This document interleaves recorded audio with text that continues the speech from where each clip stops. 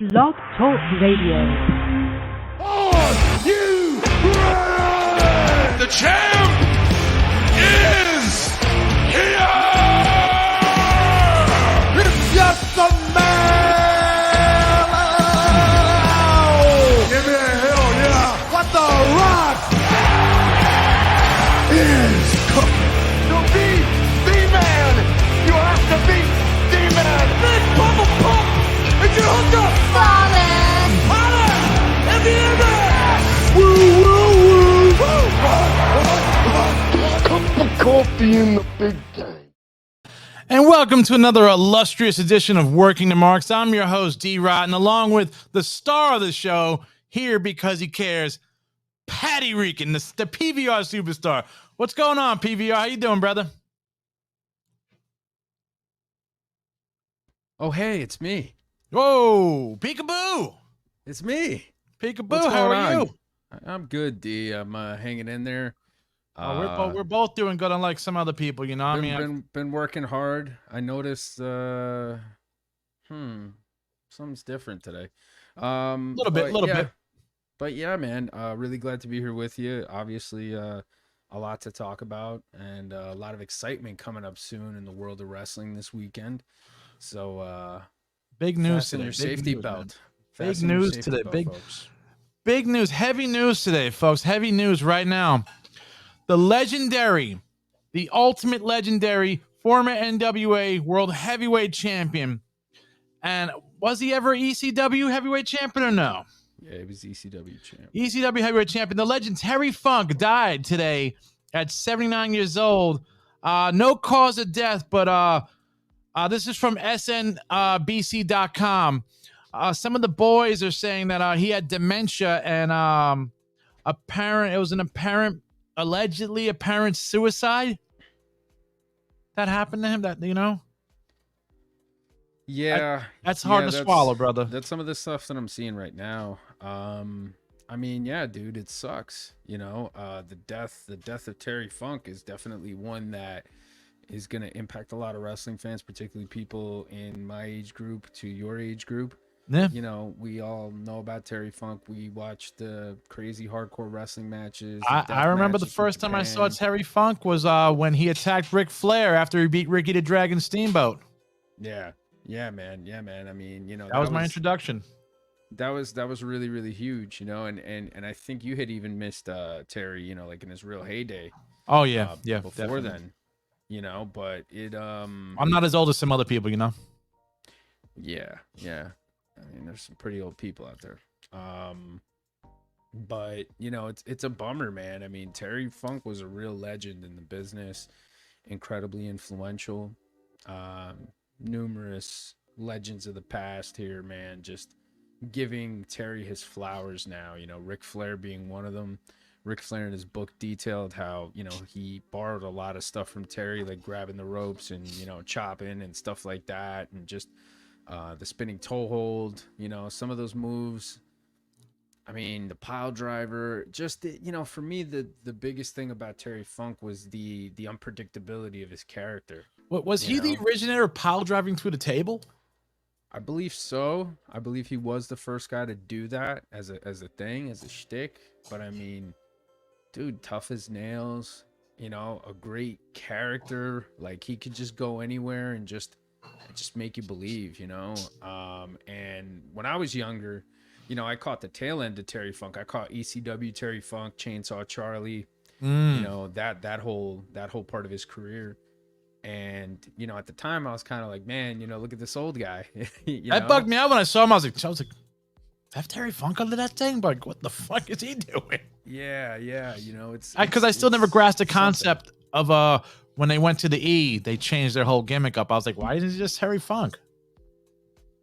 Didn't realize, you know, the E didn't want to pay the money or all that stuff, you know, all the good stuff backstage. Well, maybe Terry wanted to keep his name too, you know. Maybe he didn't want them to use his name. You know, that's something I think people could think about as well. But you know, once I looked into Terry Funk, once I started watching his old matches, man, you really started to Roadhouse. Yeah. Shout out to Shawnee Boy, man. Shawnee Boy, another great guy out there, great wrestling fan too for many, many years. You know, a hero of the backyards, some might say. The Ric Flair of the backyards, they might say. But yeah, you know, Roadhouse, man, like his acting. I mean, everything that this guy did, you know, it was just really cool, really memorable. Was he in Over the Top too with the arm wrestling shit or no? Yeah, I think he was, right? He was in a movie with Stallone. Yeah. And yeah, I'm pretty sure that was the flick that he was in with him. But Roadhouse, he was fucking hilarious, man. Roadhouse is a classic. One of the best shitty good action movies ever made, you know. Wasn't that with who's his name? From Ghost. Patrick Swayze. Yes, dude. yes. Yeah. R.I.P. Patrick Swayze. The Sways, man. Like, come on. It's a legend of the Patrick community, you know. He's a top pat. Yeah, he's a top pat. But yeah, man, real bummer, man. I mean, you know, and especially his ECW run, you know, the way he was able to evolve there. He put them on the map. He really did. He had a big part in it, man. He had a really big part in it, and he was like the first big name attached. And you know, he took ECW. He made their fans believe. He elevated a lot of guys. He must have retired about 100 fucking times throughout the course of his career. But man, I mean, like, you know. Yeah, the behind the mat thing, he was retiring. Yeah, he was retiring there. You know, Dennis Stamp. Remember Dennis Stamp, the dude on the trampoline with the little fucking weights? Oh, God, that dude. I'm not in the main event. I'm not showing up if I'm not booked. Yeah, it's like this fucking guy, dude. That was the best, the fucking jumping jacks with the girl weights. Oh, that good. Oh, that Jesus. What was that, 5-pound weights and shit jumping jacks? That quality shit, bro. That was hilarious stuff though. But but yeah, I mean, you know, Terry Funk, man. I mean, just a major loss to the wrestling community. I fully expect AEW, which I think is on right, you know, probably be on. Well, it'll be on in the next 5 minutes. They're definitely gonna do something. Oh yeah, to honor him at the beginning of the show. You know, SmackDown's gonna do something. Even though he never stepped foot in their ring, right? Well, it doesn't matter, you know. At the end of the day, it's a legend of the business, man. You know. But you know, getting back to what you had mentioned as the cause of death, that's kind of alleged. It says verbatim. Yeah. It's too early for us, I think, to speculate. You know, to really opine on this just yet. I think we gotta. You know how the boys talk. Marinate, you know, and see where it goes from here. So family hasn't said anything yet. Though family's not saying no cause of death, but you know the boys talk, whispers. Well, look, man. You know, either way, regardless of how it happened, it's a tragedy. You know, and all the best to his family, who, you know, I'm sure are missing him. You know, greatly. And yeah, man, just a hero of professional wrestling, you know, one of the baddest hombres to ever fucking do it. Oh yeah, immensely influential. You know, you wouldn't have a lot of people if it wasn't for him. He was just really, you know, that guy. He was a standout fucking character, and you know, somebody I think who many wrestling fans and many wrestlers have immense respect for. So especially Mick always went over there to go see him. Mick and Flair. Well, you know, Mick, I mean, you wouldn't really have Mick if it wasn't for fucking Funk. You know, Funk and Undertaker, I would argue, are the two most important guys in his career. He's a Hall of Famer too, right? WWE Hall of Famer. Yeah, of course. His brother too, Dory. You know, but yeah, dude, it's a bummer. It's a bummer. I mean, look, you know, the guy's had a very long life. You know, a great life, a great career, an amazing career. He's gonna be remembered forever. He's going to be mentioned forever. You know, he's one of those guys where that is who he is. But nonetheless, you know, it's still sad to see. And you know, the Funker it's cold, man. This world is very cold, man. The good ones go first, bro. Yeah, man, but the Funker had a long life. We had a great time watching all the stuff that he left us here, all the greatness that he's leaving behind. And again, man, he's a dude who's going to be missed, and he's going to be studied for years to come. And all the best to Terry Funk's family, man. And thank you, Terry. Thank you, Terry, for giving us wrestling fans and for giving the business everything you did. And you'll certainly never be forgotten. No, most definitely, bro. Most definitely, man. We're fucking super legend, bro. I remember Okay, I remember we didn't do the backyard Nice. stuff. We didn't do the Nice. backyard stuff, but we did the concrete wrestling when I was younger. You know, we wrestled on concrete. You know, we found a parking spot, you know, by a building, and they had the 2 posts on the outside, and you know, we made crates on the other side. And you know, I remember my friend Lamar used to be Terry Funk, man, and he used to always whip my ass. That was Lex Luger, you know. Good I times, can totally bro. see the Lex Luger in you. Oh, dude, I was a big Lex Mark, dude, back then. I was Lex all the way, you know. Yeah, man. Lex. Not is Lex another guy. Express. Lex from WCW. I heard they drove that thing off a cliff. Oh, geez, yeah. Vince probably drove that shit right to the freaking Uncle Sam. Said, "I want my money back." I fucking wonder who owns that thing. Like, I really, you know, like, You think they got it in the warehouse? Is it in the warehouse? You think? I Where wouldn't everything doubt else it. is? I wouldn't doubt it. You know, Sure. like sometimes, you know, I get bored and I think about these things. I sit around and I'm like, I wonder what happened to this thing from fucking wrestling. I wonder what happened to that thing from wrestling. You know, where's that at? See, you know, with the E, you know, let me timestamp this thing with the Terry Funk thing right here, so we get the nice little timestamps. You know, with the E, man, they should sell tickets for people to go to the warehouse, like tours through the warehouse, man. Forget building a big lavish building, whatever.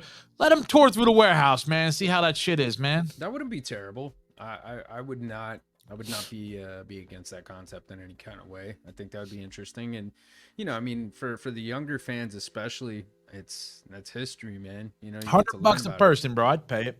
$100? Wow. $100 to get a tour of the warehouse. You better be talking about a big fucking warehouse, you know, Dude. And Nobody knows where this warehouse is. Was it in Connecticut somewhere in Yeah, the it's in deepest, Connecticut darkest somewhere. jungles of Connecticut? does it have arrows on the floor like fucking IKEA? Like that you got to follow the arrows so you don't get lost, and then at the end you eat Swedish meatballs. I'd tell you this: the Like- reason why I say I'll pay $100 for it, bro, because I think I watched when they go through the tour, when they go through the warehouse on YouTube. I think I watched them like 100 times each. Any tour, I don't care if I saw it. You know. Yeah, pay it. yeah. I mean, obviously they would have to, you know, display a lot of the bigger, cooler shit. You know, like I'm sure the Heartbreak Hotel set is there, the Piper's Pit set is there. You know, You think they got the beefcake set where he broke the glass? Still broken? They just might. I mean, you know, some people say that was a shoot. You know, that getting thrown Felt through like the it. glass thing. Felt like it. You know, somebody got their ass kicked. You know, so a receipt was due. Oh boy, that's heartbreaking.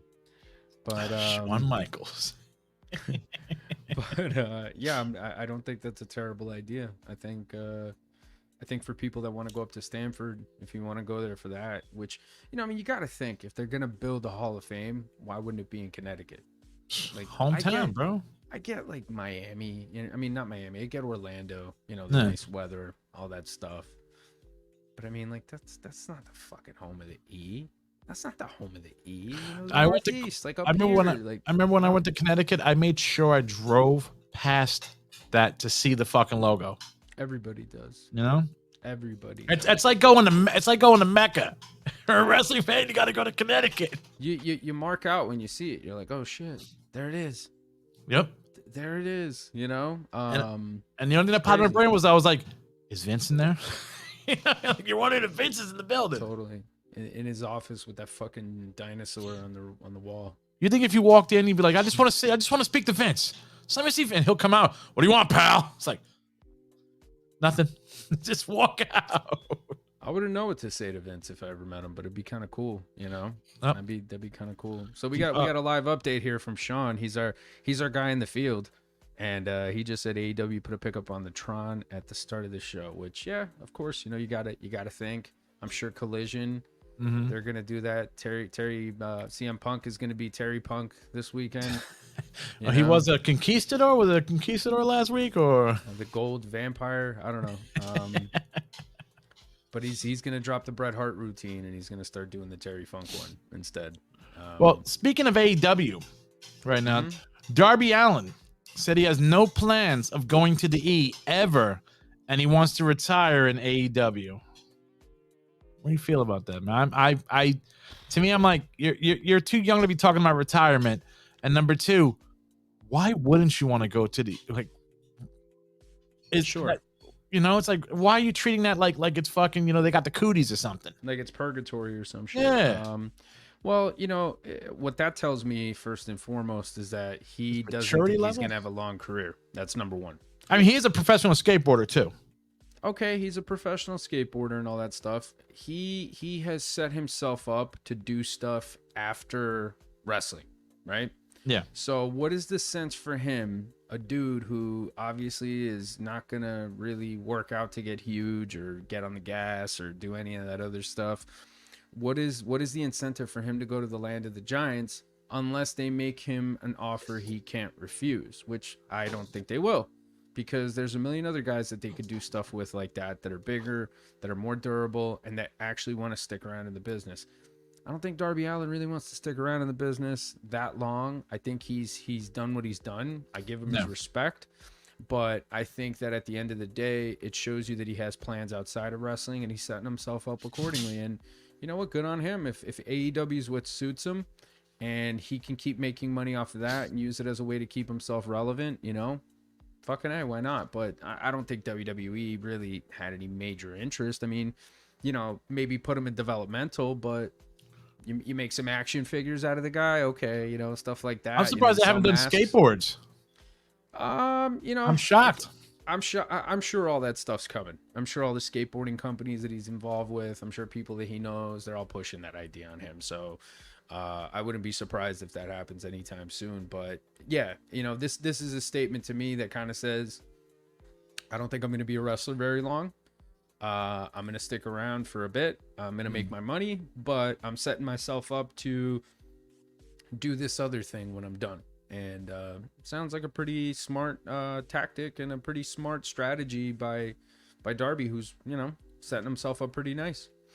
You see him on the Tony Hawk podcast, Hawk versus Wolf. No, I've never seen any of that stuff. But I hear it does very well. I know he's done stuff with like Travis Pastrana and stuff like that. I know he's been on a lot of those podcasts, but again, man, he's a dude that like I respect what he's doing. I really, really do, because he's smart enough to realize he's not going to be a big main event guy. He's not going to be this jacked up, huge fucking guy, right? No. He knows he has a cool gimmick, a cool shtick that people are into. The goth kids. People love into. the makeup. They love that makeup. The makeup. Stuff. Makeup is always over in fucking wrestling, right? He's he's a suicidal style wrestler, a high risk wrestler. He's with one of the never gets old. He's with one of the gods of makeup. He's with Sting. one of the gods of makeup, yeah, Sting, an OG in the makeup game. But at the end of the day, I think with Not this not the Rogaine game, just the makeup. Oh, you cold, man. Don't worry, Sting. I'm going bald too, bro. It's all good. Cold. I believe you mentioned that when on Turnbuckle in Time, which is also available on Famcast. Oh, we got to do another one of that, man. We got to do some funk stuff, man. Check out some archival episodes. We got a backlog of. Oh, we're coming back with that, bro. Turnbuckle That gets good traction, but we're coming back. Yeah, it's been a while. It's been a while. I think we definitely need to revisit it. But It's been a while. You were cruel with the stinger in that one, man. Oh man, dude, bro, I got it. I got it from Scott Hall. Scott Hall was like, you were working too stiff, D. It's not cool, man. Scott Hall said in an interview, he's like, hey, bro, like. You couldn't do something with the hair, something. It's like, come on. Oh man. So yeah, I mean, Sting, Darby, good combo. Keep. I don't see where they're going with him. I don't see that kid's not fucking heavyweight material. But he doesn't need to be though, dude. He's good. He's one of their stars. He's one of their stars, and I think he's happy with the life that he has, and I think it suits him. So good for him, man. He's making his fucking money. He's using AEW as a platform to set himself up to make money in the future when his body's probably not going to be there. And let's be real, the way he works. Well, I don't think anybody else's body's going to be there because he's doing bomb drops with skateboards on people's backs now. I can't even imagine. It's like, bro, those are metal trucks, man. Yeah, dropping on people's backs. Yeah, dude. But hey, man, good for him. He recognizes what he is. To your point, you said, hey, he's not heavyweight title material. He knows that. He doesn't need to be though. No, because he's an attraction on the card for that audience. So he's their Undertaker. Smart move. Him and Malachi Black. he does the spooky guy gimmick. Yeah, I guess you could say so. He does the spooky guy gimmick, but he's something different. He's an underdog. He's a baby face. He's a baby taker. Yeah, he's a baby taker. It's like, No oh, pun look at this intended. No kid. pun intended with that one. Yeah, he's so evil. Look at him. Look at this little guy. He's so evil. Oh man, he's always getting beat up, man. But yeah, man, he never gives up. Simple formula for fucking wrestling, dude. He's their Rocky. It's a simple formula for wrestling. Simple formula. And by the way, real quick sidebar. Just want to shout out our guy Macho Rodriguez over at Must Love Wrestling Podcast. I was just talking to Macho before on the phone, so I just want to send you a shout out, Mach. Check out Must Love Wrestling on Famcast Media. Check them out on their YouTube channel, Must Love Wrestling. Yeah, man, definitely, man. Love what he's doing over there. A guy that I look at that, he's been doing this podcast thing, and he's really, really, really coming up, man. Like, gets his shit ready, has his information ready, so. Yeah, man. We've had him here on Working the Marks, and it's always been great having him on. So all the success to him and his partner. God's gift. God's gift. There you go. I think he's changing it though, but I'm not too sure. I heard things. I hear things.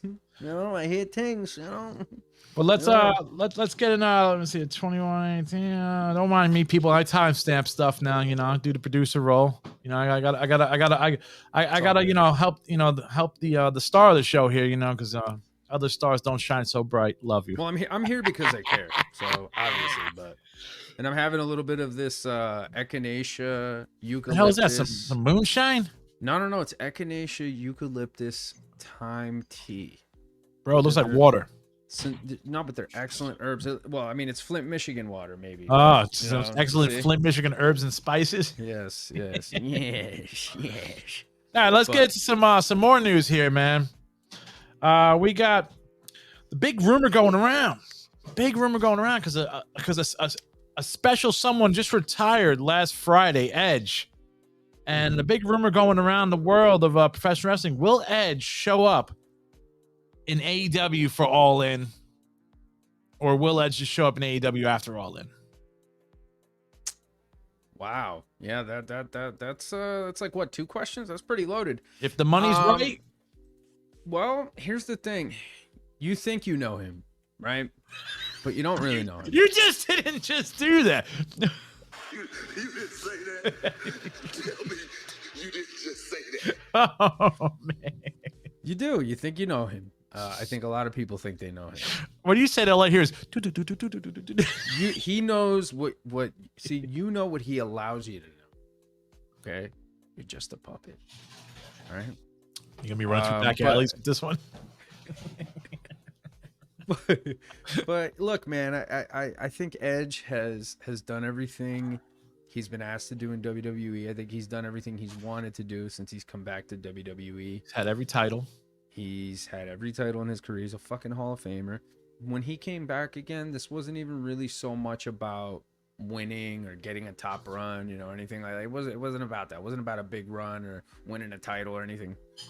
It was about coming back and leaving on his own terms. Did you pop? Did you pop at the Rumble? Did you pop? Who fucking didn't? Yeah. Who fucking didn't?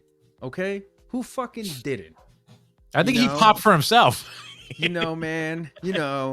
Who fucking did it? Okay, man. But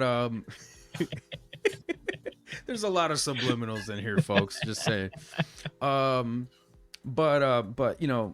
he did everything he wanted to do. He did everything he was asked to do. He worked with the people that he wanted to work with.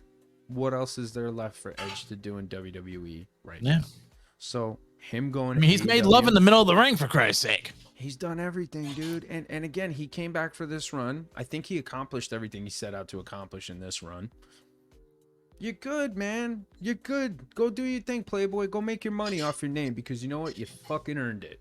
Now, maybe he doesn't necessarily work there, or if he does work, he works with certain guys, and it's kind of a protected type of thing. Well, there's also a rumor going on that said he wanted his last match to be with Christian.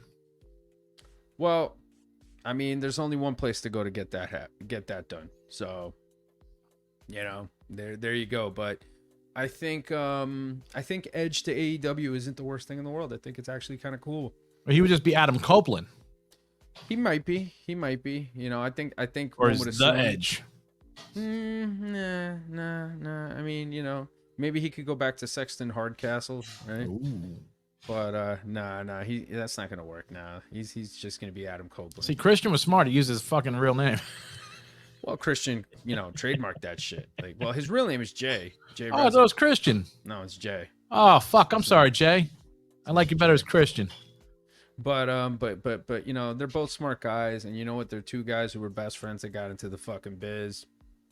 Good for Edge. Go make your money. Go do your thing. Them and If he Rhino. comes out. Yeah. Rhino too. Rhino's from I believe Michigan. You know, so right there. But you know, I wish him all the best, and I think it would be really cool for AEW if he shows up this weekend at All In, and you know, makes a big impact. I think that's gonna get a lot of attention. So, you know, all the best to Edge. If he leaves, if he stays, whatever the case might be, dude's a fucking legend. He could call his shot. Good for him. How did you feel about his last match? Believe it or not, I didn't even watch it yet. I haven't even watched it. No, I have not. But I'm sure it's good because both guys are really, really good. How did you feel about it? I still just it's not, you know, computing yet that Edge is out. You know, because Conan said that his bump card has been punched. You know, and I'm like, I only thought Matt Hardy used the word bump card, but I guess now everybody's using the word bump card because he's the first person I ever heard use that. Yeah. Or was it Hitman? Yeah. I'm not sure. Oh, I don't know. It's a pretty old term. I don't know why I sound like this now, but I do. Yeah, no, dude. I mean, maybe that's the case. Maybe he's going there to be a producer. I don't know. He does have friends there though, because he's friends with Christian and he's friends with the FTR. So, you know, whether he goes another FTR mark. The FTR, whoever goes there with I look like one of the FTRs. I'm like, you look like the smart one that doesn't have a trigger finger. Yo, that is cold, D. Damn, bro, you're batting 1,000 in coldness today. Jesus. I'm trying to grill them all. Yeah, I look like the bald FTR now. No? That's me. What's his name? FTR. Drax? Dax? What the fuck? I'm FTR Bob. That's my name, FTR Bob. Oh shit. Yeah, so I mean, good for Edge, man. Go make your money, Playboy. Do your thing, man. You know what I'm saying? And he's gonna go work with his fucking friends. I mean, what? That hasn't happened in the business, you know? So all the best to Edge, man. Yeah, man. And if he shows up at All In this weekend, I think that'll help him out. You know, I mean, well, you know, I guess we'll talk about that a little bit later on. But you know, I'm still a little on the fence about the thing. But let's see. Oh well, next topic we got here. A lot of us. Speaking of the boys backstage, a lot of WWE wrestlers think they're going to be getting their future endeavors September 1st from Endevor. They're gonna get future endeavored by Endevor. Yep. Nice. That's a nice one, right? Well, actually, not nice phrase, nice turn of a phrase, but not nice in its execution because it is crummy for people to lose their jobs. I mean, look, dude, it was inevitable, right? You got to think that, you know, I think Triple H has tried a lot with a lot of different people. Oh, dude, he's bent over backwards like a chick in a porn movie.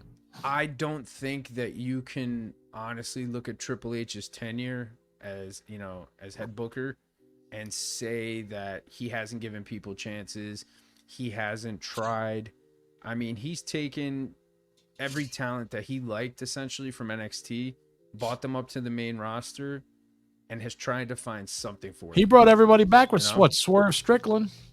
Yeah, but Swerve had already signed with AEW, and I'm sure if Swerve wasn't, he would have bought him back. And I think Swerve would have been doing something in the mid card. You know, maybe he could have gotten Theory's spot. Who knows? He's a talented guy, but you know, Triple H has tried with so many people, dude. So I mean, you as a fan intellectually cannot say, like, you know, if you're being objectively honest, you cannot say that Triple H hasn't used all of these talents in one way or another and has hasn't tried to figure something out for them. Yeah, he's gone above and beyond. So, you know, obviously, you know that there's a portion of the audience or the portion of the internet fans that are going to be like, oh, this guy, you know, you dropped the ball and blah, blah, blah. Sometimes it doesn't work out, man. It doesn't work out. And sometimes it might work out in a better, in a different environment for them. Mm-hmm. But at the end of the day, I think Triple H has tried with so many different people and has tried to do so much with so many different people.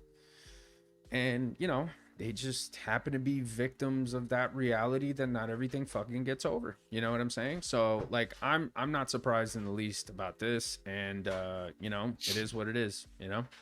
Let me get your opinion on this this one right here. That was funny. We ended that segment on 30 for 30. I like that. Nice. Let me get your opinion on this one. Who do you think is getting future Endeavored?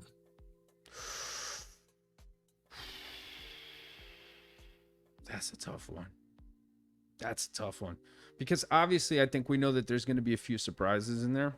You know, it's not Zack Ryder because he's not there no more. You know what? I kind of want to say Braun Strowman. Bounce? I don't know. I kind of want to say his girl's about to get a big push. Yeah, but I don't know, man. Yeah, he ain't doing shit but eating catering, bro. They've tried, you know, they've tried with him a lot. I mean, I think he got injured again. You know, they've tried with him. You know, I mean, we could look at some of the people that I think are reasonable suspects. You know, Karrion Kross. They even gave him a haircut. Yeah. But Karrion Kross seems like, I don't know. Karrion Kross is, I think he's out of that. I think he's out of there because they're giving him something to do with AJ steadily. They're giving him shit to do. Like they're keeping him on TV. So if they're going to release somebody, I think they're going to release somebody who lost a feud, right? That they can reasonably leave, or somebody who hasn't been on TV in a very long time. You know, who's another guy that I think I would not be, Drew Gulak. I would not be surprised if Drew Gulak gets released. Kick rocks guy. When's the last time you've seen him? You know, like I think he was doing something in NXT, and the dude's a tremendous wrestler. He's fantastic, but you can't feed happens, the world, bro. Pat. You can't feed the world. Well, I don't think it's so much a matter of feeding the world. I just think it's a matter of, you know, they don't have something for everybody. You know what I mean? And if they don't have something for you, what the fuck are you gonna do? You know what I'm saying? It's like Billy D. Williams showing up at fucking A New Hope and being like, "Hey, what's up, guys?" And they're like, "What the fuck are you doing here?" I'm gonna be in the next movie, and they're like, "Yeah, but we ain't on the next movie yet. So what the fuck are you doing here?" All right. Well, I'm gonna go. All right, Lando, whatever. And then they get to the second movie. Okay. Oh shit, they got a spot for Lando. But now the Ewoks show up, and they're like, "Yo, what the fuck's going on, man?" And then one of them gets froggy and goes and makes cocaine Ewok. You know, so you know they don't have something for somebody. That's what I'm trying to get to. That they don't have something for them. You think they might be getting rid of who's that tag team chick, Sonya Deville? No. She's prone to get hurt, and everything she's ever in, it just flops. It happens, but yo, she's a good employee. She took every role that they gave her, and she made it work. You know, when she had to be an asshole with that authority figure thing, I hated that shit. I hated that shit. But that was the point. They wanted you to fucking hate her, and it worked. Yeah. And more importantly, I think she has a good attitude, and she just got over with fucking Chelsea. So, you know, you have a potential storyline down the line where Chelsea could keep, you know, having fucking her and Piper Niven or her. Why'd you give my tag belt away? Yeah. And they could do some shit where like, yo, she comes back, you know, and that's good for Chelsea. And Chelsea is a good enough character and good enough at the character work where she could carry that shit for a while. So I don't think they're going to release her. I'm trying to think of somebody else that hasn't been on TV in I mean, Johnny Gargano, he could be one, but I feel like they're teasing something with him and Ciampa. Again? How many times are these two guys? That's like Godzilla and King Kong. I mean, holy shit, bro. They fought almost every year. They didn't necessarily tease a feud, but they teased something, you know, whether it's a tag team or whether it's you know, a feud between both of them one-on-one. We don't know. They got the forever beef. Yeah. It's like Sammy and Kevin. You know what I'm saying? It's like it's on site, but then until they become best friends. But they were actually a great tag team together, though. Those guys, DIY was actually really talented, man. And both of those guys individually are very talented as well. So, but again, it's not about the talent. The talent's not the question. It's just, what do they have for you as a character to help you get over on this program? You know what I'm saying? Because the skills, the wrestling skills, all this shit's there. Look at Chad Gable. Chad Gable, that shit's been there forever. Anybody who's watched Chad they need Gable, to get rid of that fat dude, man. No, he's good. He's a good part of the package. He's a good part of the package. It's a waste of a package. He's hilarious. I think Maxine and him are hilarious. Even Timothy said that match is getting old real fast. Ciampa and Gargano. Oh well, Ciampa and Gargano, that's been forever. But like you look at Chad Gable. This is a dude that like finally has something on TV. Got the shoosh thing over, got the thank you thing over. Like they added the girl. They had Otis do the comedy shtick. Now it's taken a guy who's very talented, who's a smaller guy but has a great physique, and it's putting him on TV regularly. I mean, he had a great match with Gunther. I loved it. They went to the count out. You keep that feud going. Those two guys, they could keep it going. Gunther's super legit. Chad Gable's as legit as it gets. I got a guy for you. But that's what those smaller guys need. That's what a guy like Gargano needs. That's what like a guy like Ciampa needs. They need that. Like if he could replicate something like The Way. Remember The Way in NXT? If Johnny Gargano could replicate something like that on the main roster, through his character work, he can get himself over big with a bigger audience. But the wrestling fans, the hardcore wrestling fans, are the ones that know how good he is. I got something for you. PBR. Sure. McIntyre. Nah. Because they say he didn't sign yet. He's still just like going. He's fine. They wouldn't bring him back to TV if that wasn't the case. He just started something. So Vince don't do handshake deals no more because of Lex Luger. No. No. Yeah, Timothy, I hope Gable becomes the IC champ. I think he would be excellent. He's, again, an underrated wrestler for quite some time, has excelled in any role they've put him in, whether it's as a tag wrestler. He should have been a next singles Kurt competitor. Dude, yeah. I mean, he's a smaller guy, but I mean, again, dude, you look at that guy, man, his physique, he's got some size to him, like him and Gunther was a great matchup. And, obviously we have heard a long time ago that Triple H wanted to break the Intercontinental Championship reign record. He wanted Gunther to beat the Honky Tonk Man's record. We're certainly on the way to doing that. But I think once he does that, that's when we might see him drop the title. So, Maxi Gunther. And I hope by then Chad Gable is figured into the equation because, again, he's fantastic. All right, well, let's get into the main topic here today, Pat. Main topic. By the way, folks, if any of you think or have a wrestler that you think might be released with these upcoming cuts that are coming on September 1st, feel free to drop them in the chat. Throw them in on our social media pages. We love to talk about this stuff. We love to hear what you're thinking out there. Yeah, sweet, man. We should start a segment up. What do the fans want to hear? Ooh, that's a good one. Drop questions in our IG page, man. Interaction, man. We'll talk about whatever you guys want to talk about. We'll throw a little segment in there for you guys, man. But the main topic today: Are we in? Are we for all in? I mean, I'm in a room right now. I know that. Are you in a room, right? I'm all in here. You're all in. We're all indoors. Yeah. Okay. Are we all in? That's a good question, D. I mean, you said you're the only person I know besides Classy L that's gonna see this show. Well, here's the thing. I'm gonna watch it because of its historical significance. Okay.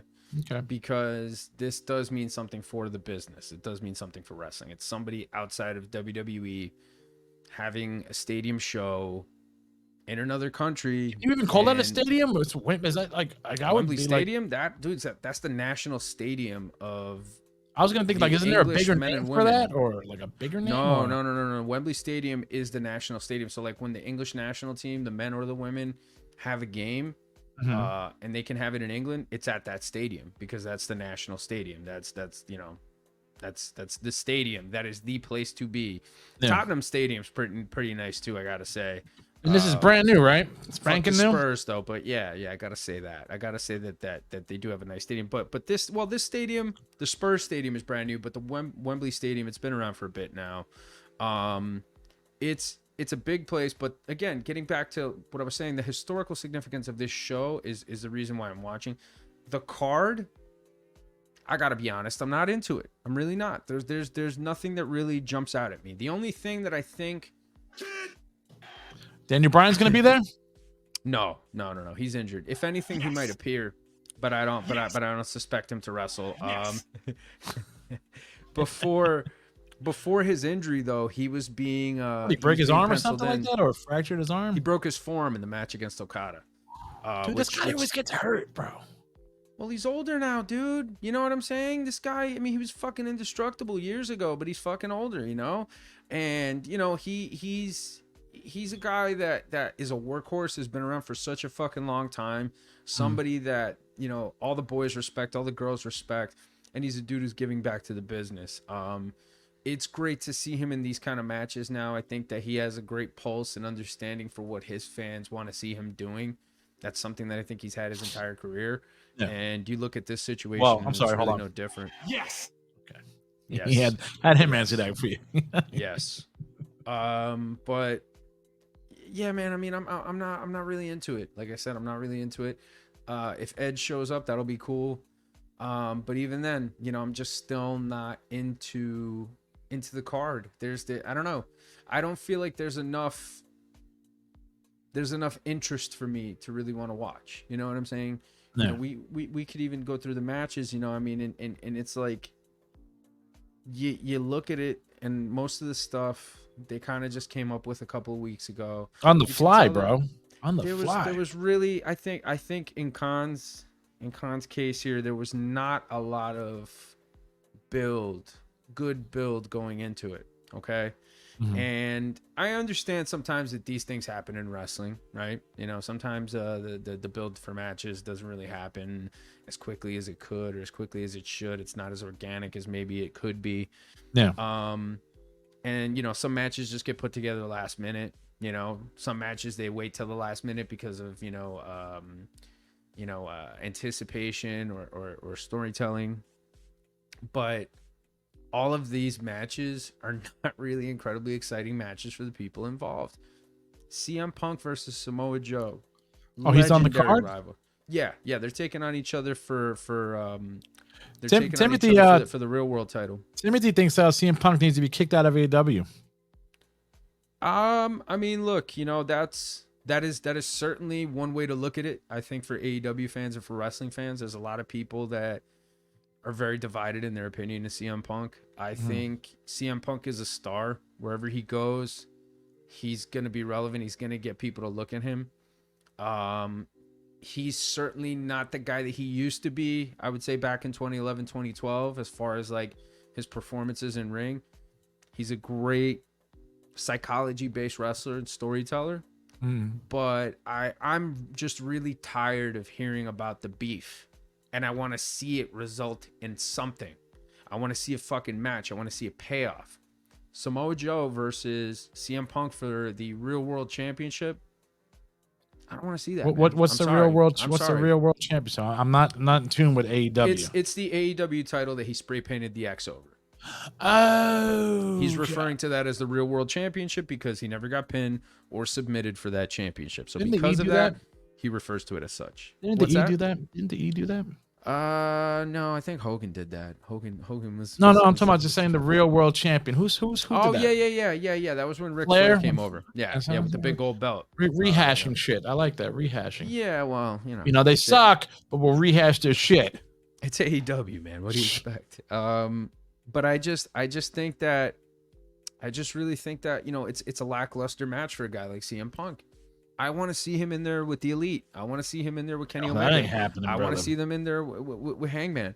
But that's the problem, D. The fact that's not happening. The fact that that's not happening is a problem. You're thinking like a smart person who owns a fucking business and wants to make a fucking billion instead of $1 million.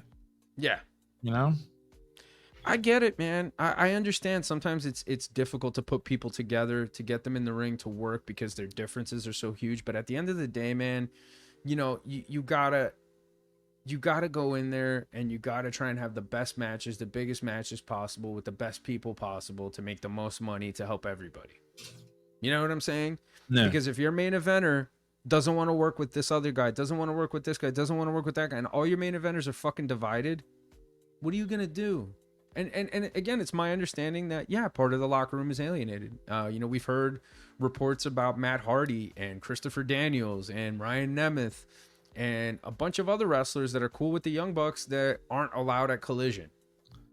It's fucking silly. Like, come on, man. I don't want to hear about the dirt sheet shit anymore. I want to see a fucking match. I am tired to death about talking about this shit. It's corny. I want a fucking match. I want to hear your opinion. I'm gonna throw out the card matches. I want to hear your opinion. Let's do it. I want to hear your opinion on this. We'll start from the bottom. Aussie opening versus MJF and Adam Cole for the ROH tag team titles. Oh boy. Waste of time. I think this is a match to get people to watch the beginning of the show, which is it's kind of a smart thing for Tony Khan to do, I gotta say. But I mean, like, okay, if Cole and MJF win the tag titles, now what? What are they gonna go to Ring of Honor to fucking defend it? No, they're gonna fucking defend it on Dynamite. You know what I'm saying? Well, it's the same building, just different fucking draping. Exactly. So it's like I don't know, dude. Some other companies, get a different building. They're really pushing the Friends thing hard with them, and there's gonna be a betrayal. What is this, a Jericho fucking Kevin Owens thing again? I don't know. I think rehash. Do I hear a rehash? A lot of people think it's gonna be Adam Cole that's gonna turn on him, and it's gonna turn MJF face, right? Hey, bang. That's conventional thinking, for most fans. But I don't know, man. I'm just not interested in this match, man. Because again, even if they win and they break up, okay, now what? So what I would like to see in this match is them lose to Aussie Open, and for them for it to start to kind of boil over a little bit. Well, I mean, they take a couple hours to boil over. Right. Which is good because now you're building anticipation for the main event. What is this? The Mega Powers explode? What's going on here? I mean, it's the AEW equivalent, so yeah. No, Timmy says MJF and Cole win. He's got his money on them. They could. I mean, but I don't know. That main event, man. That main event is just unless they turn MJF face, man. Like it doesn't sound like you're all in. I don't know. We already talked about the Punk match. Next one, the Swerve Strickland and AR Fox. I don't know who the fuck that is. Versus Sting and Darby Allin in a coffin match. Undertaker style? I thought Taker only did coffin matches. AR Fox is one of the best flyers ever, bro. Never heard of him. He's amazing because he's been on the indies forever. He's a guy that I don't think has really gotten the kind of recognition that he deserves. And I like him and Swerve Strickland together. I think they're both really, really talented guys. I think they need to get rid of everybody else. I think if it's just those two, I talk shit on WWE Strickland. That's what I'm calling him now. Yeah, but they all do it. They got to do it. They got to appeal to their fan base. It's stupid. I mean, that would be like us coming on here saying it's a fucking wrestling show and we start talking about cricket. You know what I'm saying? Like, I don't know. I just can't. I can't. I can't. What we got here? Next one, John Moxley, Claudio, Wheeler Yuta, and 3TBA. What the fuck that is? Versus Eddie Kingston, Lucha Bros, Orange Cassidy, and Best Friends. 3 to be announced. Oh, okay. I'm like 3TBA. I'm a fucking dope, bro. Yeah. That's the name of the tag team. 3TBA. Sound like a shit boy band. Oh shit! Wait, 3MB? Rehash. I don't know. They'll probably get like House of Black or something if they don't have a match already. Because they do need a heel team in that spot.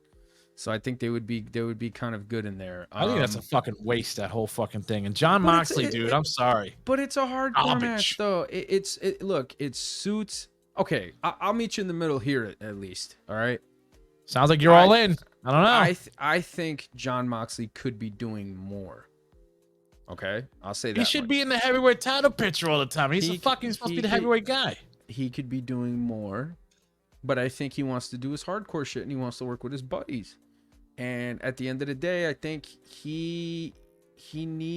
Tony Khan needs John Moxley to do something else. He needs them to do something else. Man, stop cutting your fucking forehead like Dusty Rhodes and the boys, bro. And fucking Jesus. That's what he wanted to do, man. That's what he left the E for, He wants to have a Swiss cheese forehead like Ric Flair. He wants to look like Abdullah the Butcher, So I mean, Jesus Christ. Whatever, man. But they're a portion of their audience likes the hardcore stuff. Yeah. It's I believe a Wembley Stadium Stampede match. So, yes. So they're gonna go a little crazy. They're gonna go a little extra. It's their big show. Whatever, man. Hey, man. It's what their audience likes. I mean, I really want to love it. I do, because I'm a wrestling fan. I really do. I can't.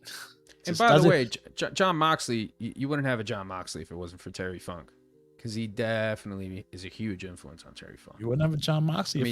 John Moxley. I'm sorry, Terry Funk is a huge influence on John Moxley. You wouldn't have a John Moxley if he never went to WWE and made a name for himself around the world. Perhaps, yeah. Yeah. I'd say that's reasonable. Dean Ambrose, whatever he's doing, he's John he's the John Moxley with hair that left. No, the long hair. And we got your favorite here, bro. Who, mind you, he's gonna play Judas in the intro with his band. Chris Jericho versus Will Ospreay. He's introing his own band. I mean, he's introing his own intro. He's playing his band coming out. I never heard of that before. What's he gonna do? Drop the mic and then come running in the ring, or? I'm jealous. Fucking Jericho, man. I'm jealous. That's I'm not gonna front. That's always been a dream of mine, to play with my band and then walk to the ring to wrestle. Good for him. But I'm not interested in this match in the least. Ospreay's got to go over. Come on, this is a good rub for the kid. I think Jericho's gonna be like, that doesn't work for me, brother. Spot on the card, man. It doesn't work for me, brother. No, dude, come on, man. If he put over fucking Action Andretti, he's gonna put over fucking Will Ospreay. Come on. Well, he put over, what's his name, Fandango. Faneuil Dango? Yo, Fandango's a man, dude. I love Dirty Dango, dude. This whole character work that he's been doing recently has been fucking great. Timothy here, he chimed in. He thinks he thinks they're all gonna sing the song. He's absolutely right, Timothy. You're absolutely right. They are gonna all sing Judas. It's gonna be great. It's gonna be a great moment for their fans, for the people that like. Is Judah gonna go metal signs for Judas? He is not a fan of AEW. He's smart kid, man. Smart kid. He nor his sister are not fans in the least. And I asked them why, and they said it doesn't feel important, Dad. Well, we know where they're going, and it's not AEW. Yeah. Well, that's if they choose to. I'm encouraging them to go to college, become engineers. Don't get into that's dad talk. Don't get into wrestling. Don't get into the gypsy life. That's dad talk right there. Get out of the gypsy life, kid. Daddy's still in it. He's still halfway in it. You can team up with them, man. Imagine that. We're doing gypsy work now, while we're on this program. Now we got the next match. Kenny Omega, Hangman Adam Page, and Kota Ibushi versus Jay White, Juice Robinson, and Kansuki Takasaki. What is it? Kansuki Takeshita. Tatsuki Takeshita. There you go. Kansuki Takeshita. This is another matchup that I'm looking at that I'm just like, has no feel. Why isn't Kenny Omega teaming with the Young Bucks? Or why aren't they doing like a 4-man, right? Why isn't Kenny Omega in the heavyweight picture? Well, it should be Kenny and the Bucks against CM Punk and FTR. That's it. That's what it should be. That is what it should be. And because they cannot get Kenny and Punk to work together, or Hangman and Punk to work together, just say you can't get the elite to work with fucking guys are having they're having these fucking senseless matches. These are cold matches. This sounds like just like room booking, like you would call it, toy booking. It's fantasy like house booking. Show. This is house show shit. This is like your and this is your WrestleMania. This is their WrestleMania. This is their big moment. Don't feel like a fucking big card, bro. It does not feel like a big card. It doesn't. There you go. Timmy got you right here, bro. What if Goldberg shows up? I mean, think Goldberg's gonna show up? Good for Goldberg. Go collect a paycheck, man, and go fucking, I don't know, spear Darby Allin. I don't know. It doesn't feel terribly important, and all of their big stars or all their most talented guys are in cold fucking matches that anyone outside of their fucking hardcore audience does not care about. Kenny, straight up. Kenny and Moxley should be in the heavyweight picture. They could. All right, that's reasonable. That's reasonable. But I mean, D, you still have a lot of like the backlash from last year, right? From last year's All Out, from Brawl Out, if you will. You have not had a payoff for any of that. You've ignored it. You've tiptoed around it. Can we call this the curse of Cody Rhodes? I mean, I guess you're getting fucked because this is the curse of Cody Rhodes is now shadowing over you, like a dark cloud. Yeah, I'll be honest. I think Tony Khan feels silly about that. Feels silly about letting him go. I think Tony Khan feels like he might have fucked that up. Well, he fucked up because time. he sees how Cody's being used. But there's also another variable we have to consider, that maybe Cody just wanted to leave. Personal issue aside, maybe he just wanted to change. We don't know. You know what I'm saying? Yeah. But there's a part of me that thinks that if Tony Khan really wanted to keep Cody Rhodes, could have broke the bank. He could have broke the bank. He could have kept him. Yeah, you make him an offer he can't refuse, and that's it. You have him come back to AEW, and he finishes the story there. But now he's somewhere else trying to finish the story.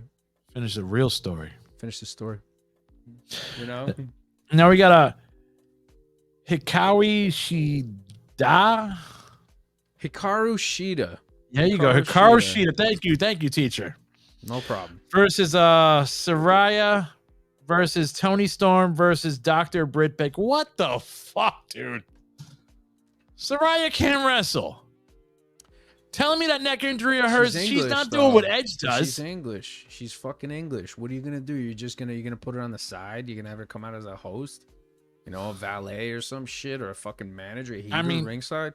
You think she's gonna? It's her hometown. You think she's winning?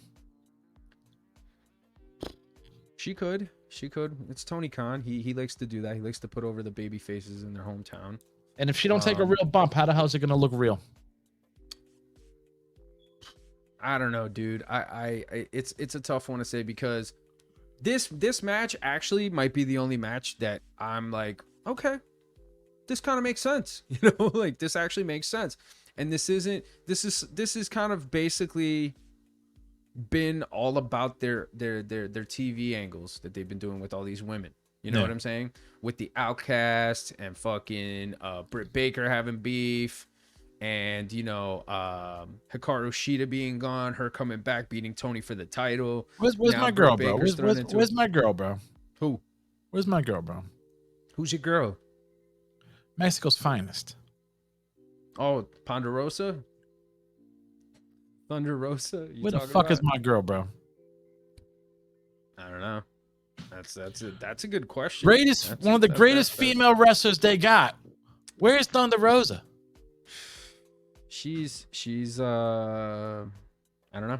I think there's a lot more than meets the eye there. That's all I'm saying. But I think this match. Who do you think's gonna win, Sammy? Who do you think's gonna win? Saraya, aka Paige, Britt Baker. It's tough because Saraya could win because she's in England.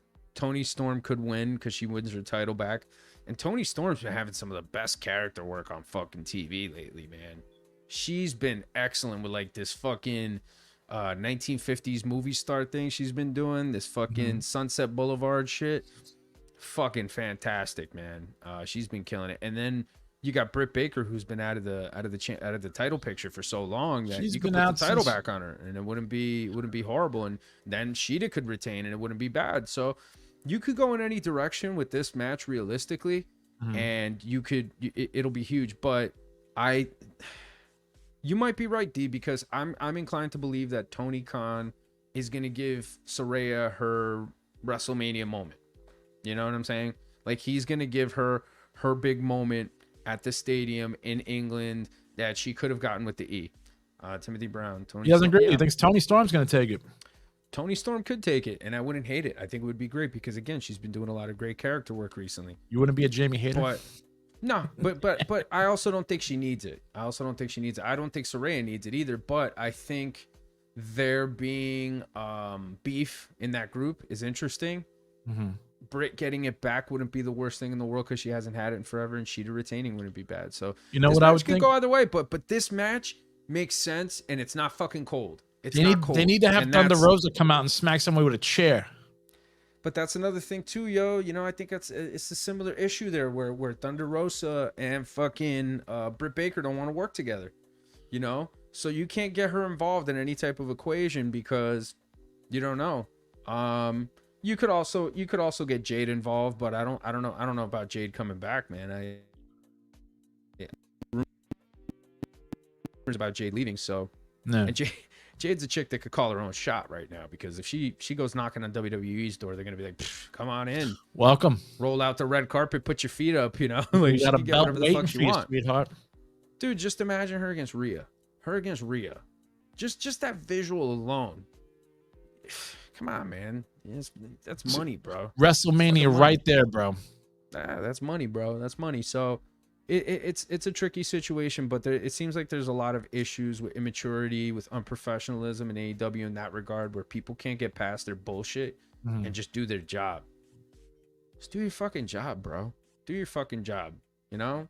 Everybody's trying to put in their part to make this shit better than what it is. Speaking of jobs here, bro. Next match up.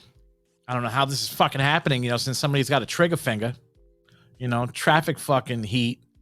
Jesus Christ, bro. FTR versus the Young Bucks for the AEW World Tag Team titles. Are they letting him in England, bro? Maybe he might fucking, you know, get a little road rage over there. He'll be fine. He'll be fine. They would have announced something by now if that was the case, and I don't think better they get will Ubers. because it's not. You know, they would have made a another call. For me,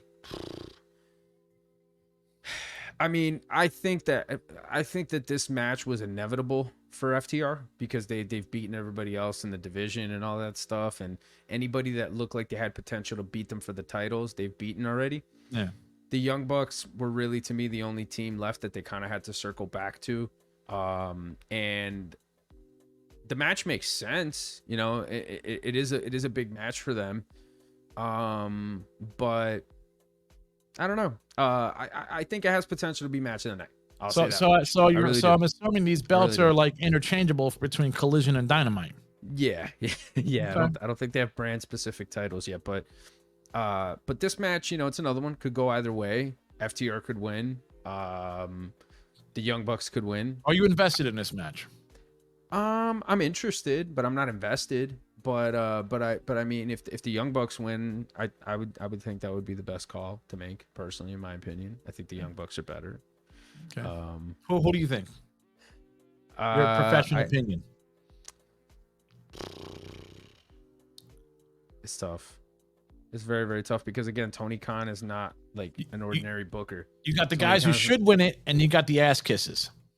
Yeah, but who's the ass kisser? Oh, you know who the ass kisses are, Doug. Who's the guys that should win it? For me, I mean, like I said, I like the Young Bucks more personally. I think FTR is great at what they do, and I think fundamentally they're a better tag team than the Young Bucks. Like, as far as it goes, I think the Young Bucks are AEW's heart foundation of the '80s. The Young Bucks are more like they're rockers and Hardy Boys. There we go. I forgot about that. There we go. Like that's what they are. But the Young Bucks to me are very cool with what they do. There's something interesting to them. They're more interesting to me. Super Kick Party. Than the FTR. You know, the FTR, they're just, you know, very boring in my opinion as personalities. Like, they're boring, but they're fucking amazing wrestlers in the ring. And I think that those four guys, you could be great. You could be great at what you do, still not have the it factor. Yeah, absolutely. Look, the business is filled with people that are like that too, and they become successful too. Braun Strowman. Well, Braun Strowman I think is a lot more exciting as a character, but than the FTR. But he doesn't have the it factor, just like FTR. Yeah. But the FTR, I think, and the Young Bucks, I think they're gonna have a great match, and this has potential to be match of the night. It does. It has potential to be match of the night because I think those four guys understand what this means, not only to their company, but to wrestling, you know, and how it can impact future generations of younger wrestlers that want to get into wrestling. So, I'm interested. But yeah, I think they're gonna put in a shift, and I think they're gonna deliver the match of the night, in my opinion. Okay. And now, last match, we have not the real world champion, the AEW world champion, MJF, versus Adam Cole, who are having a tag team championship match in the beginning versus the ROH tag team champions. Yeah. Adam Cole, baby. Hey, baby. Hey, baby. Well, MJF's had the title for a while. I think his title run is very what do you guys saying? It's very lackluster. Yes. It's been lackluster. I'll say this much from a wrestling perspective. He's had great matches with Cole and MJF as champion. I mean, not MJF. I'm sorry. Bryan Danielson. Aren't those the only two? No. MJF, I'm talking about. MJF. No, I'm saying, but those are the only two guys. Those are the only two guys I know off the dome that he defended against. Yeah, I would have to care more in order to really know that and be a fucking nerd about it. But yes. But those are the ones that stick out. Those are the ones that I watch. That wasn't even a button I wanted to push, bro. That was just like fucking the world, like the universe made me do that one. Yeah, you know, works in mysterious ways. But I think I think it's been kind of lackluster. I think it should have been better. I think he should have turned face initially when he first got the belt and stuff, because that's where they were headed with him. But because of the Punk thing, everything kind of got altered. I gotta think that Cole's gonna win the title because we don't know how much. Is he like $150? You know what though, dude? Look, at the end of the day, the guy's a very talented guy between the ropes, and for that audience, bro, it's like me winning the fucking AEW world title, bro. But he works though. He works for that audience. He does. He's undersized, no fucking doubt. Good night, Timothy Brown. Thank you so much for tuning in. Thank you for chiming in with your thoughts, and we look forward to you coming back and giving us more shit to talk about. Yep. But you know, I think with Adam Cole, he's a small guy, no doubt, and everybody knows that. But the guy's really talented in the ring, and he's great for that. I mean, Daniel Bryan's bigger than him, dude. He is. But you know, and he's small. Yeah. But I mean, there's a huge difference because Bryan Danielson always worked like a smaller guy. Adam Cole works like a bigger guy. You know, like he doesn't really do like Danielson. His body don't match his ego. Well, you know, yeah, exactly. Like what he does scientifically makes sense. You know, when he sweeps your leg out and he works on your leg and he picks it apart, or he gets beat up until he gets an opportunity to drop kick you in the knee or fucking take your injury and use it against you. That's intelligent. That's common sense. That's stuff that realistically you think you could be like, okay, yeah, that makes sense. Adam Cole does a lot of shit that to me doesn't really make sense for the guy with his look, you know, but talented dude, can talk. He's over with that crowd. Makes sense. I think his window is not as big maybe as it once was for him to be in the business. And I think Tony Khan's going to want to put the title on him there. You think his boys are going to come in, Fish and the boys? Help him out? No, not Fish. I don't think Fish is coming back. It's going to be Kingdom and Roddy Strong. So, you know, so it's going to be those guys. And they're going to come out and they're going to fucking turn on him. And, you know, either that or they bring back O'Reilly. I don't know. There's a million different ways they can go with it. But I just think that Cole's gonna win the title. I think Cole needs to win the title because his window's a lot smaller. Yeah, they need a change. It's a nice moment for them. They've done a lot of character work building him up with the AEW All Access program and all the sympathetic stuff that's gone on with him. You know, like they know what they're doing with him in that sense. He needs to win here. He needs to go over. And I think he needs to get a run, and I think they need to turn on MJF and turn MJF face. They need it because he's a fucking face, basically. They need a change. They need a change of face, bro, in that fucking division, man. Because this MJF, bro, is fucking boring as fucking me looking at my cat shit in the fucking litter box. It's look, man. He is like I said. He's really good at what he does for them. His position, his role in the company, he fucking making people yawn. He's nah, man. He keeps he them wants engaged. He wants to go on engages that audience, man. You got to say it. MJF engages that audience. The shtick might be tired. Yes, I can at least admit that. But at the end of the day, the dude knows what he's doing, and he's a pro. And you could put him at any spot on the fucking card. Opening match, you could have him fucking working some other guy, some undercard shit. He's gonna stand out. and he's always going to deliver, and he's going to do it in a way that he's going to keep the crowd engaged. That dude's fucking talented. You know what I'm saying? But his reign as champion has not been exciting. Yes, I'll admit that. And they do need the change there. And I think turning him face, having Adam Cole turn on him, having that group come and fucking help him, I think that. And now MJF has to go and try and look for help in the locker room, the same locker room that he shit on, that he talked crap on. That's interesting character shit that you could see there. You know, that's cool stuff that they could do with him. You think, hey, bye? I think Cole goes over. I think it's, you know, it's, to me, it's the thing that makes the most sense.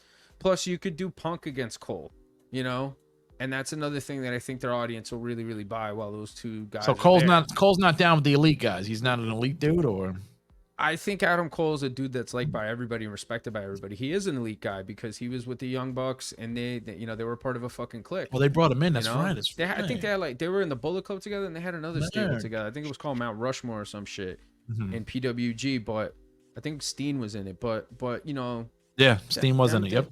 Them dudes, like, yo, like Adam Cole's a dude that's liked by everybody because he just goes there, you don't fuck with nobody, he does his job, you know. But I think that they need to put the title on him, and I think if they put the title on him, it's a good way to turn MJF face. It's a good way to turn him heel and to let him have a run. Because, again, I think with his health issues, nothing's really guaranteed for a long period of time. And you want to maximize what you have with him while you have him. So Adam makes Cole. A lot of fucking sense. I think Cole goes over. All right. I like that. I got one more, not the main topic. This was the main topic. One more topic for you, bro. One more topic for you, man. Sure. MJF tweeted Impulsive while drinking a prime drink.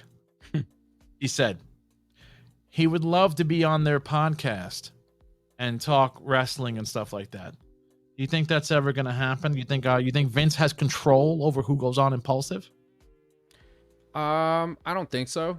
I think his contract is a little bit different in that regard. I'm sure they have some input. I'm sure that there's, you know, certain things they might not want them to talk about. But I mean, you know, it's a fucking podcast. You know, it's no different than any other podcast that's associated with the company and what they're doing. So I think that it's a smart move by MJF. Again, it's a dude who understands the business. He wants to make shit interesting. He knows that he can kind of step around certain things to kind of do this, and it's. You think he hit the sweet spot when he was like, "I'm drinking a prime drink while writing this to you"? I think he was doing it in character. I think he was trying to be humorous, you know, and I think he succeeded in that because he's good at that. But again, that's stuff that's good for wrestling, man. That's stuff that's good for wrestling. That's stuff that these young wrestling fans are gonna fucking remember. This is gonna be their, you know, Brian Pillman pulling out a fucking gun. You know, like this is gonna be their shit. This is gonna be like their little attitude era where, you know, they got guys from these other companies. And look, in retrospect, it's not gonna be what the attitude era was. We all know that. But Brian 9mm Pillman. Yeah. That, I mean, dude, what an iconic fucking TV segment, man. Like, it's the balls on Vince, the GOAT, Vince the GOAT, to do that. Man. Like, mad tip of the cap to you. It's also Vince's birthday tomorrow too, as well. That's right, and also a happy belated birthday to you, my friend. Oh, thank you very much. Happy belated birthday to you. Much, Steve. Thank you to everybody who sent birthday wishes on social media, whether on my personal page or through. Which they better not be fucking. They better not be going on your personal page. You know, it's. I think the you let them slide for this one. There's some on there that know that it's okay to communicate with me. So, but in all sincerity, I appreciate all the birthday wishes from everybody out there, and thanks a lot. Thanks a lot to the Work in the Marks Instagram page as well for wishing me happy birthday, and social media pages. And yeah, man, another trip around the sun. Glad to be back with you. I should have left a long time ago, right? What did I say? 50? No, you said we are on 50. We are on 50. This is fucking scary, bro. You said 50. Dum dum dum. You know, I don't know, man. Fucking.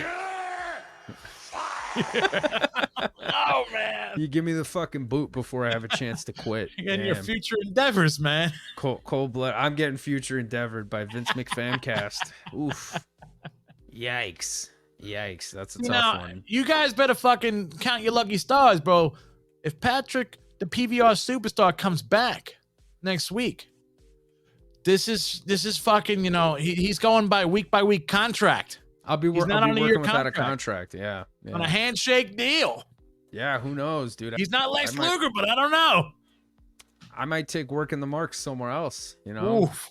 I might take work in the marks somewhere. I might show up on somebody else's TV. I wish. But no, man, thanks so much, man, to everybody out there. I appreciate it. And, love bringing you more content here on Work in the Marks. It's funny how 50 hit your birthday. Yeah, right? That's fucking wild. Eerie, dude.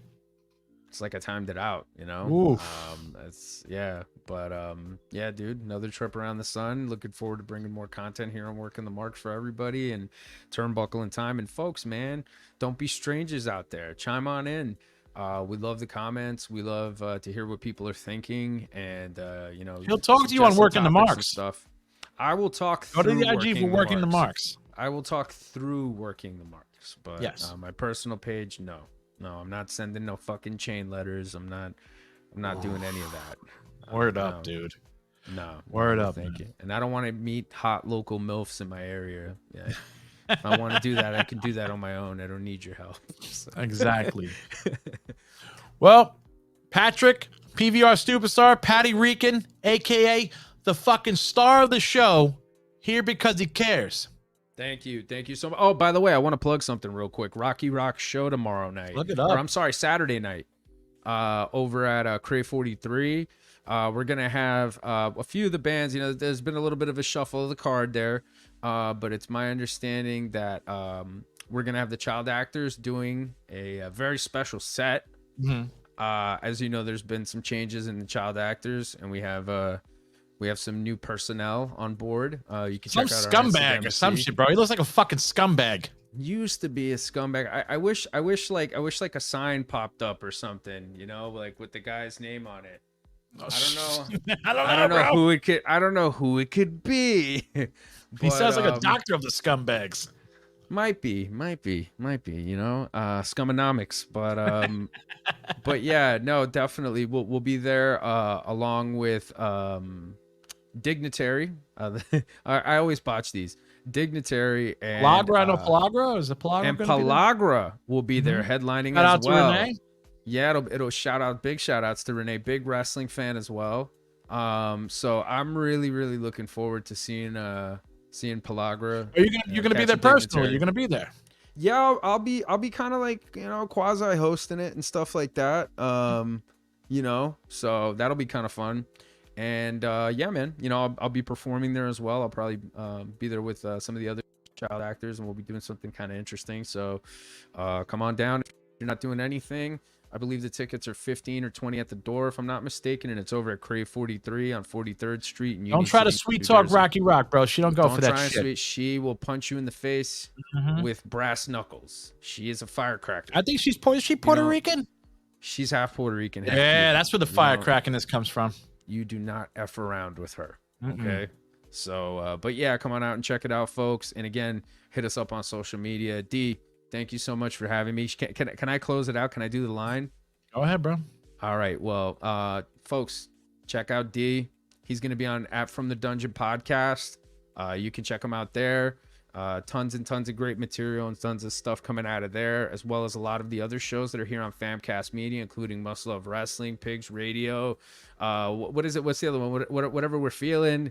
Whatever we're feeling. Radio. We got a Fool podcast on there. Yeah, a bunch of guys, man. We got Rat Talk coming back. We got a bunch of stuff, man. A lot of talent here on Famcast Media, man. And thank you so much to everybody for tuning in, giving us your support. Sharing is caring, folks. And hit the subscribe button, hit the like button, and yeah, basically, thank you so much for all your support. He is Dee Rotten. I am Patty Rican, the star of the show. I'm here because I care. And every week here on Famcast Media, we are working the marks. Thank you very much. Bye-bye. Deuces.